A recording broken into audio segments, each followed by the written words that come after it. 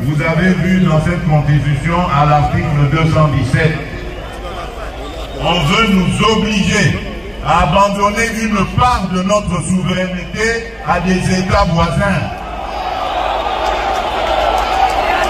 Et on nous dit que nous n'avons pas le droit de revoir ça.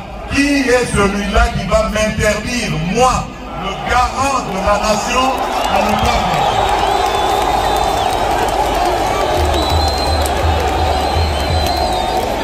Je vous confirme encore ce que j'avais dit à Kisangani.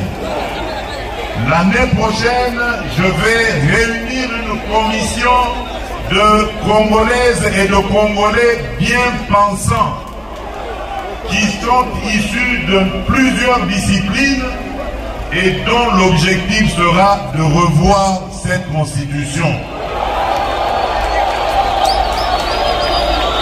Leurs propositions vous seront présentées à vous, peuple congolais, d'abord à travers vos élus, et si cela est nécessaire, nous consulterons la population, le peuple congolais, pour qu'il décide de lui-même s'il doit s'arrêter à la révision ou carrément aller au changement de la Constitution.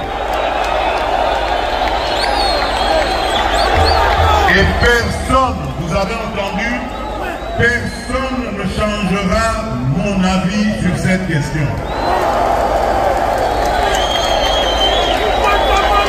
Je ne suis pas venu à la tête du Congo pour m'éterniser au pouvoir et pour faire souffrir mes compatriotes.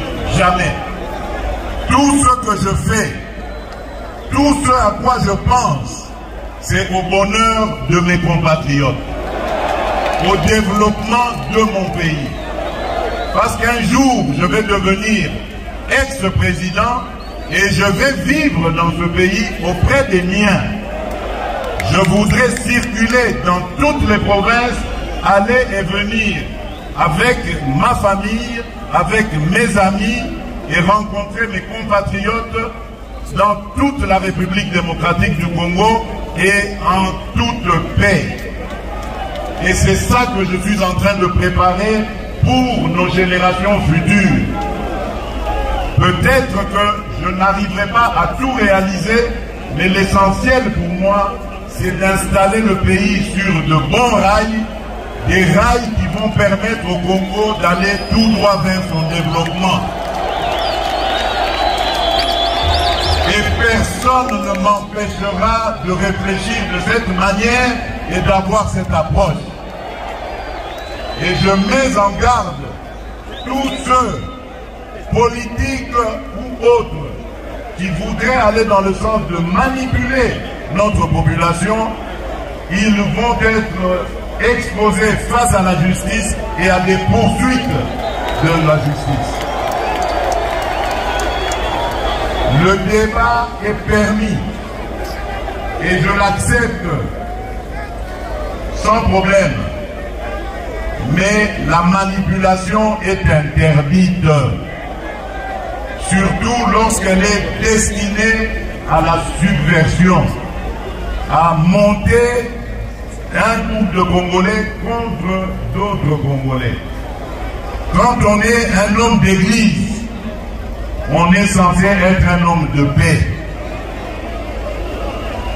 Quand on est un homme politique, opposant fût-on, on est censé apporter des solutions de paix et de développement. On ne peut pas manipuler ses compatriotes pour les amener à se déchirer, voire même à s'entretuer. Ce sont des choses que je combats et que je combattrai toute ma vie. Je n'ai pas commencé à combattre le tribalisme seulement quand je suis devenu président de la République. J'ai combattu le tribalisme avant d'être président de la République. Ce n'est pas quand je suis devenu président que j'ai commencé à combattre l'injustice.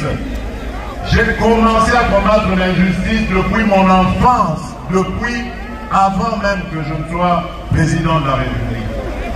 Et ça ne va pas s'arrêter parce que quelques individus mal intentionnés et surtout manipulés par des officines étrangères vont m'intimider.